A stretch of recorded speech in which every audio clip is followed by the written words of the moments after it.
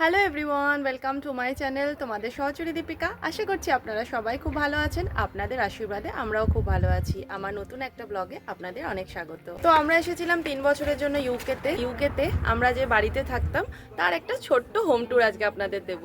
তো চলুন আমার সাথে। এই বাড়িতে আমরা 3 বছর ধরে রয়েছি। তো এসে গেছি এখন ভেতরে। আর এইখানে কিন্তু অবশ্যই দুটো দরজা থাকে, আর এখানে সেফটিও কিন্তু ভীষণ বেশি। চলুন এইবারে উপরের দিকে। সমস্ত রুম আমাদের উপরে, আর রুমগুলোর সাইজও কিন্তু অনেকটাই বড়।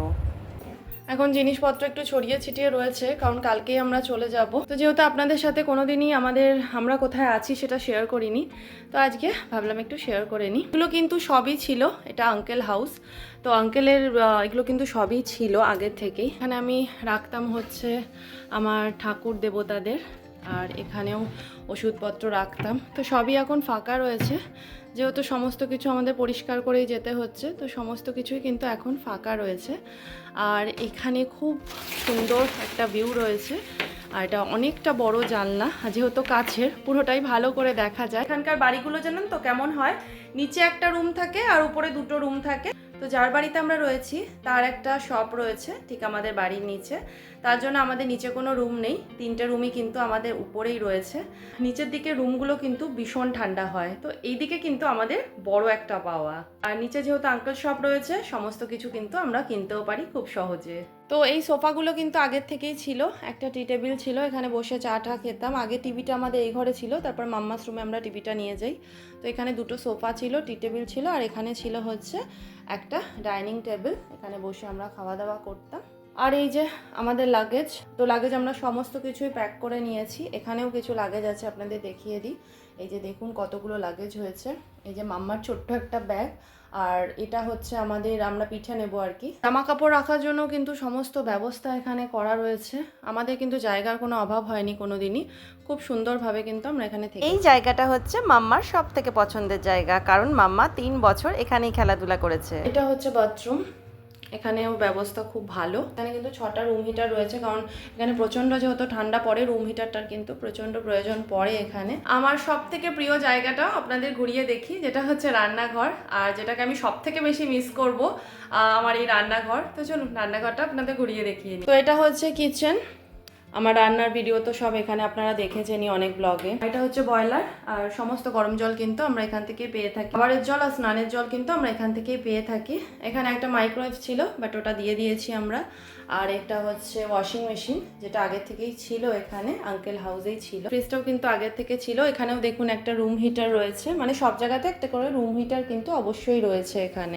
আর বাসন কোসন রাখার জন্য, মানে বিস্কিট টিস্কিট রাখার জন্য, বিভিন্ন রকমের জিনিস রাখার জন্য কিন্তু খুব সুন্দর ব্যবস্থা এখানে করা ছিল। তো আমার কোনো রকমের অসুবিধা হয়নি।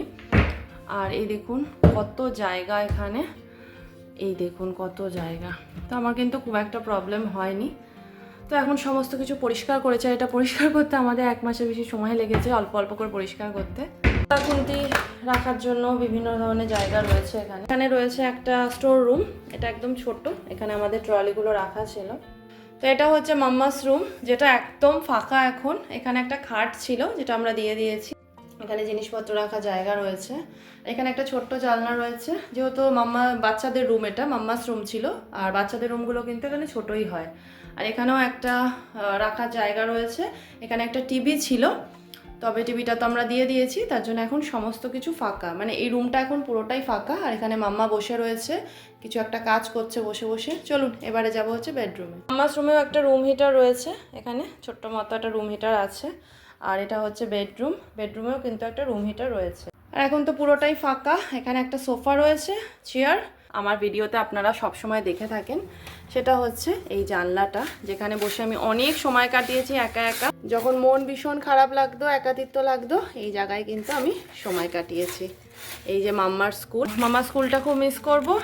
আর এই যে এই ভিউটাও খুব মিস করব। এখানে বসে বসে বেশ বরফ পড়া দেখতাম, তো ভীষণ ভালো লাগতো। আর জামা কাপড় রাখার কিন্তু ব্যবস্থা এখানেও করা হয়েছে, মানে অনেক কিছুই রাখা ছিল আগের থেকেই। তো ছোট্ট করে হোম ট্যুর আজকে আমি আপনাদের সাথে শেয়ার করে নিলাম, যেখানে আমরা 3 বছর ধরে ছিলাম ইউকেতে। আর কালকে আমাদের ফ্লাইট রয়েছে, তো একদিন পরেই আমরা চলে যাচ্ছি ইন্ডিয়া, ইউকে কে বিদায় জানিয়ে। তো আশা করছি আজকে আমার হোম ট্যুরের ব্লগটা আপনাদের ভালো লাগলো। আর আমার ব্লগ যদি আপনাদের ভালো লাগে তাহলে প্লিজ লাইক, শেয়ার, কমেন্ট আর সাবস্ক্রাইব করে আমাদের পাশে থাকবেন। আমি ফিরবো নতুন আরেকটা ব্লগের সাথে। ততদিন আপনারা ভালো থাকবেন, সুস্থ থাকবেন আর সবাইকে অনেক খুশিতে রাখবেন। টাটা।